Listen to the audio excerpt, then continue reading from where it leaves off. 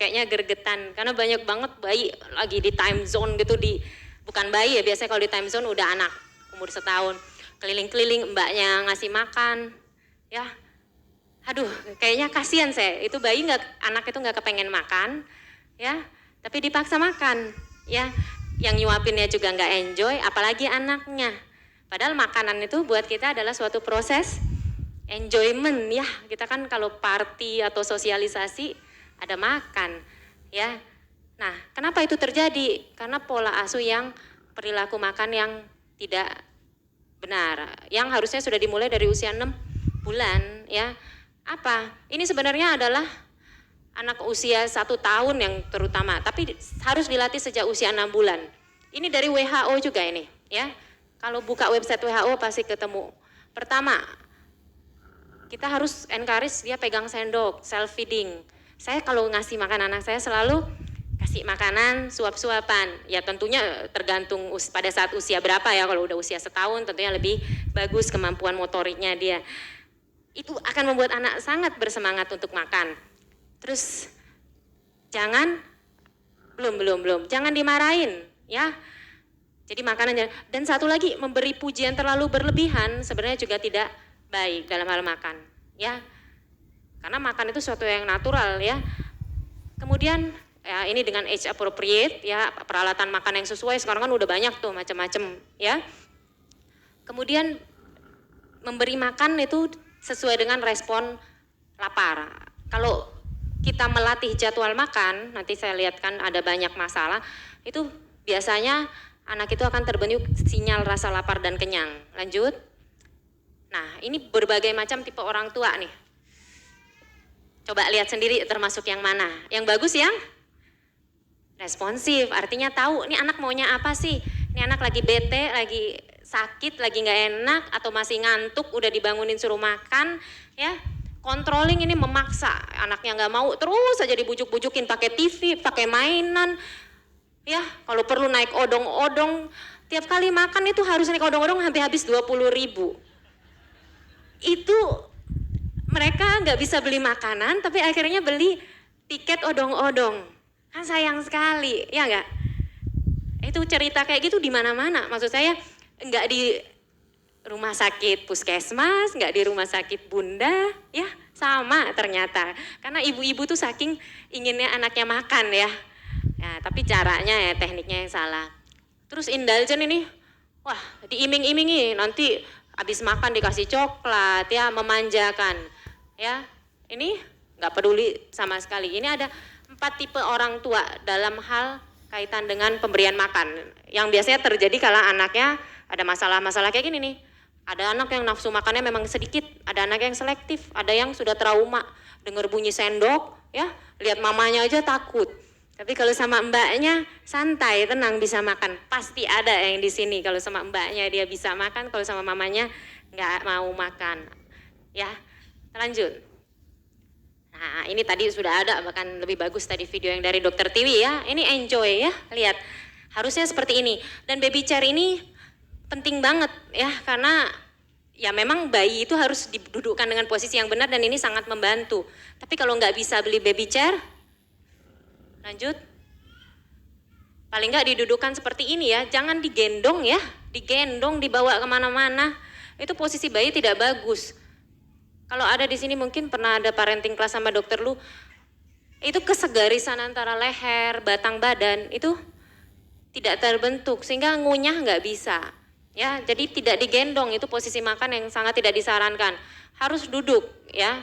Digendong sambil jalan-jalan itu hasil akhirnya anaknya ngemut ya. Lalu lanjut. Nah, cukup atau tidak? Udah ya tadi ya. Pokoknya beratnya harus naik. Berapa gram tadi ada udah tabelnya. Lanjut. Sekarang masalah-masalah. Lanjut.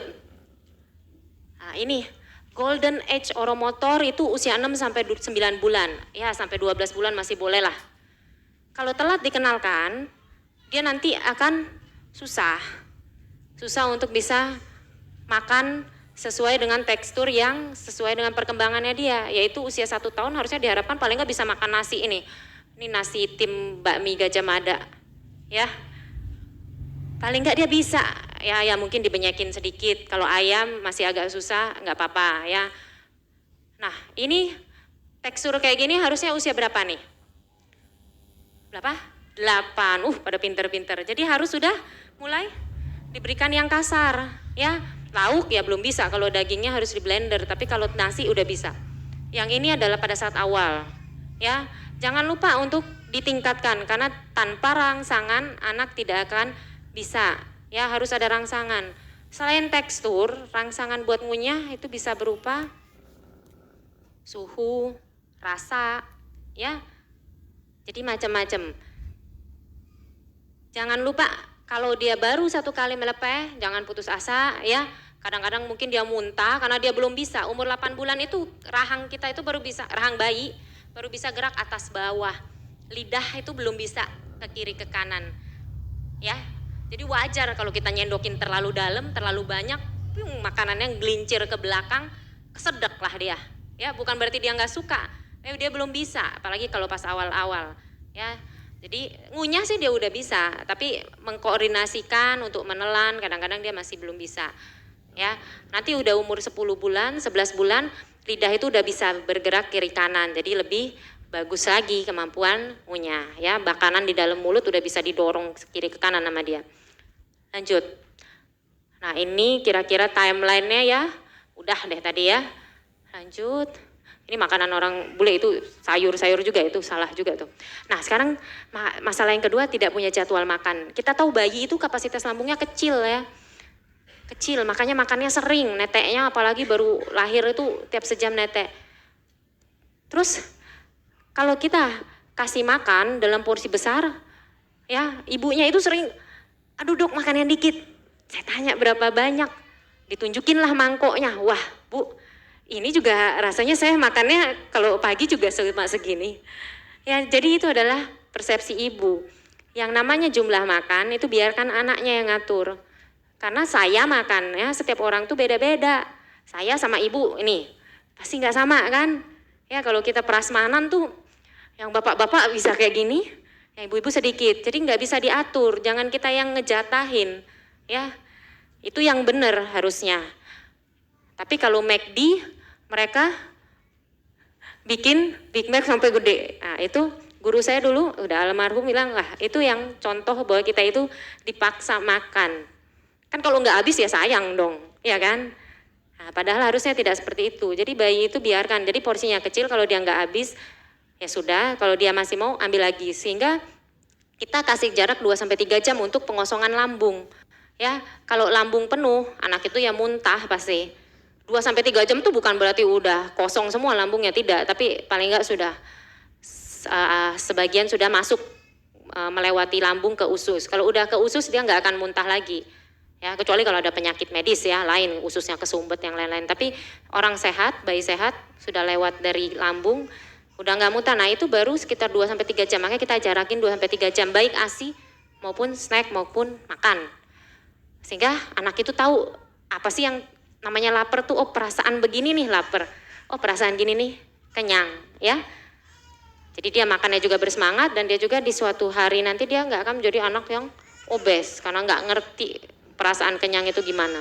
Lanjut, ini contoh ya jadwal makan. Tentunya ada anak yang 2 jam belum bisa dikasih makan, baru bisa 3 jam ya nggak apa-apa, disesuaikan aja ya. Ini kira-kira jadwal makan. Kalau dia memang tidak bangun malam pada usia ini, ada juga bayi yang nggak bangun cuma sekali, ya boleh. Ya, usia segini dia nggak bangun lagi. Ada anak yang udah nggak bangun, boleh. Ya, ini adalah panduan ya yang kira-kira yang perlu diperhatikan di sini adalah tidak ada cerita yang namanya makan siang terus langsung sambung ASI atau sebelum makan siang pancingannya. Saya tuh kemarin juga sampai bingung, ini harus dinetein dulu dok pancingannya, kalau nggak mau makan.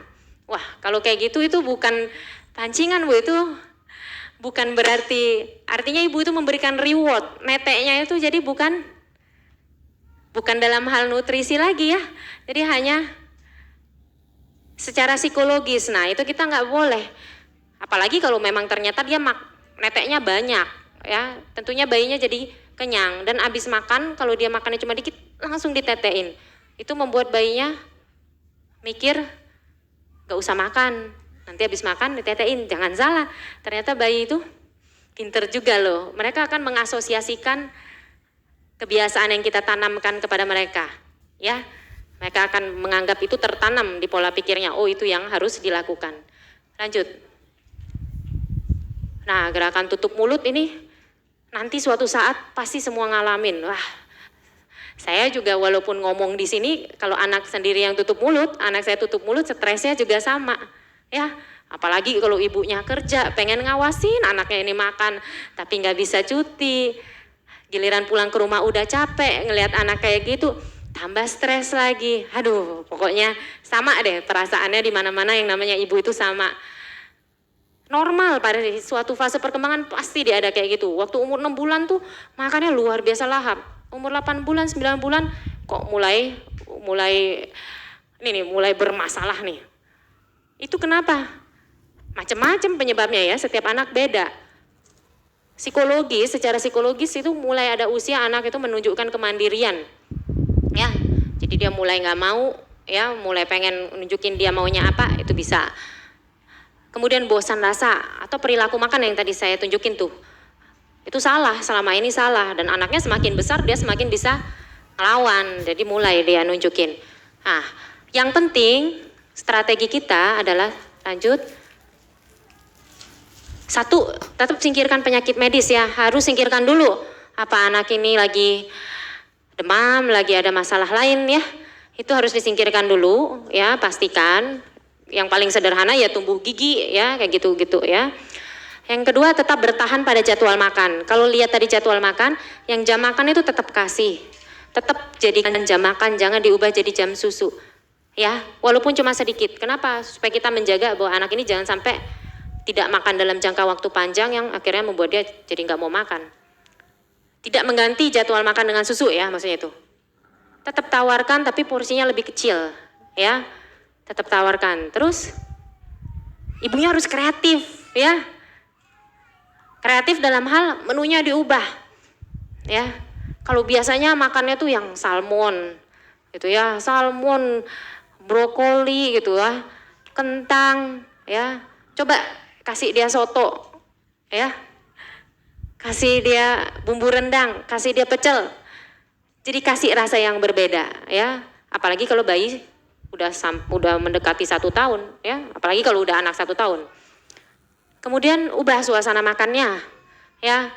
Mungkin selama ini suasana makan tidak enak, ya ibu sendirilah yang tahu ya. Apa suasana makannya itu dipaksa selama ini ya. Karena banyak sekali yang ternyata perilaku makannya tidak baik. Kemudian coba dorong untuk makan sendiri, ya. Jadi kita ciptakan, oh dia misalnya makan sama-sama gitu ya. Ada yang maunya makan di restoran dok. Kalau di restoran lahap, ya ibu cari kenapa itu? Makanannya kah atau suasananya kah? Dua-duanya kah? Ya. Nah, jadi harus pintar-pintar karena yang paling tahu anak ibu ya ibu sendiri, ya. Yang penting orang tua jangan stres. Karena semakin stres, ya anaknya juga jadi merasakan dan orang tua akan memaksa, ya akibatnya tidak baik. Dan tetap pantau pertumbuhan, ya harus tetap dipantau pertumbuhannya. Kita lihat kalau ini memang sudah sampai ada tanda alarm sign, ya kita harus konsultasikan, sampaikan ke dokter bahwa ini, wah dok ini kayaknya udah nggak bener nih karena mulai beratnya udah kurang, ya. Udah berkurang penambahan beratnya. Lanjut. Nah ini tadi nih, ini makan sambil ngapain ini, lihat. Iya, harusnya ini sih bayi. Karena bayi itu banyak sekarang sampai pakai iPad, nonton TV. Itu anak saya yang pertama aja begitu loh. Saking saya lagi sekolah, saya repot banget. Ya, terus saya baru sadar itu 3 bulan terjadi. Lebih kali ya dari usia, mungkin dari usia 7 bulan sampai 12 bulan kali ya. Begitu saya selesai sekolah, ya ampun saya bilang, ini karena kadang-kadang tidak tahan kalau ngeliat anak nggak makan, ya apalagi kalau yang pegang di rumah adalah babysitter, ya mamanya dari jam 5 pagi baru pulang rumah jam 9 malam, belum lagi kalau jaga malam. Aduh, ini kalau ada yang dokter umum, mana yang dokter umum katanya ada yang dokter umum, ya. Jadi diserahkan pada babysitter. Kalau yang namanya babysitter ya apa aja juga dilakukan ya supaya masuk. Ya ternyata perilaku-perilaku seperti itu bukannya baik untuk jangka panjang ya, hanya baik untuk sesaat ya. Lanjut. Iya, terus. Nah ini tadi yang saya bilang, ini bisa kok dilakukan ya. Ini bukan hal yang mustahil, tapi lakukan sejak awal. Jadi anak itu udah dikasih kebiasaan yang benar sejak awal. Kalau baru mau melakukan ini pada saat usia 4 tahun, ya susah. Ya, kemarin saya dapat pasien udah umur 4 tahun aja dia masih mau netek, terus ibunya masih ketawa-ketawa, nggak bisa dok. Wah, kalau kayak gini gimana bu? Ibunya juga nggak mau, sama aja. Padahal itu bukan netek sama sekali dalam arti ASI ya yang dikeluarkan. Anak udah 4 tahun, anaknya nggak ada aturannya. Sebentar makan ini, makan itu sambil main iPad, lari ke sana sini naik meja, ya makannya juga lari-lari. Itu sudah pola asuh yang salah dan agak sulit karena sudah usia 4 tahun. Lanjut. Ini mungkin saya jelasin sedikit ya ini ya. Ada jadwal ya, tadi kita udah belajar jadwal. Waktu makan 30 menit ya. Kalau makannya serius 30 menit harusnya sudah selesai. Hanya boleh konsumsi air putih di antara waktu makan. Jadi susu ya di jam susu, kalau mau dikasih snack ya di jam snack. Lingkungan ini harus menyenangkan buat anak. Jangan dikasih iPad buat makan ya. Jangan kasih makan sebagai hadiah. Ya, jadi kalau nanti dia perilakunya bagus dikasih permen segala macam itu tidak baik ya. Lebih baik dikasih hal yang bukan makanan ya. Karena itu akan mendorong anak untuk menganggap makanan itu sebagai hadiah ya. Lalu anak harus dibantu untuk makan sendiri sesuai dengan usianya. Kalau dia tidak mau makan, jangan kita berespon berlebihan, marah-marah atau aduh sayang gini ya, sampai ada 5 orang ngelilingin, anaknya tambah GR ya, tambah belagu, tambah stres ya. Satu nggak mau makan, satu lagi dulu tuh sampai saya ingat sekali deh, sampai ibu saya tuh bisa joget-joget terus main kelentongan supaya mengalihkan perhatian anak supaya makan. Nah itu over ya, dan respon yang seperti itu hasilnya tidak akan baik. Kalau dia nggak mau makan, diemin aja sudah, toh 2 jam lagi bisa ada waktu makan. Teknik yang paling bagus itu bagaimana? Kita makan aja di depan dia, nanti lama-lama dia akan mau ya. Setiap anak tapi pasti beda-beda ya. Ada yang maunya cepet kepengen, ada yang maunya lambat. Itu yang paling penting. Oke, kalau dia sudah 15 menit, apalagi kalau dia udah ngamuk-ngamuk, stop aja proses makannya.